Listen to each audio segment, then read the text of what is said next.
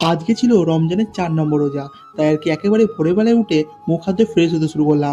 আর হ্যাঁ, তোমাদেরকে বলে রাখি আগের দুদিনের রোজা আমি কোনো কারণবশত রাখতে পারিনি। সেহেতু আমি ভ্লগও কিন্তু আপলোড করতে পারিনি। তো যাই হোক এদিকে তো ফ্রেশ-ট্রেশ হয়ে গেলে মা দেখি আমার সেহরির খাবার একেবারে রেডি করে ফেলেছে। তাই সেটাকে আর বেশি দেরি না করে আমি সেহরিটা খেতে বসে পড়ি। আর সেহরি খাওয়া হয়ে গেলে এদিকে আমি ঘুমিয়ে পড়েছিলাম। আর ঘুম থেকে উঠতে আমার বেজে গেছিল প্রায় 10:30।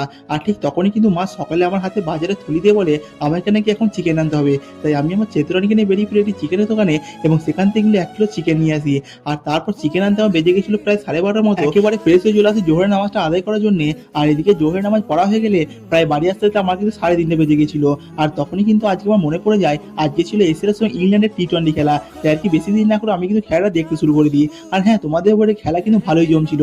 তো যাই হোক এদিকে তো খেলা দেখতে প্রায় বিকেল হয়ে গেছিল।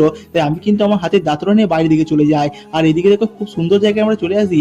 আর আমরা সব বন্ধুরা মিলে কিন্তু বসে এখানে গল্প করছিলাম। তো যাই হোক এদিকে তো আমাদের গল্প করতে আমরা আমাদের দাঁতনটাও সেরে নিলাম। আর দাঁতন সারা হয়ে গেলে আমরা কিন্তু বাড়ির দিকে চলে আসি।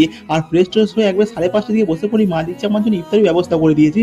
তাই আর কি মাথায় দুপুরবেলা কিন্তু পুরো রেডি হয়ে গেলাম। আর আলহামদুলিল্লাহ আমার তো আজকে ৪ নম্বর রোজাটা কমপ্লিট হয়ে গেল। আর তোমাদের রোজা কিরকম কাটলো আমাকে কিন্তু অবশ্যই কমেন্টে জানাতে ভুলবেন না।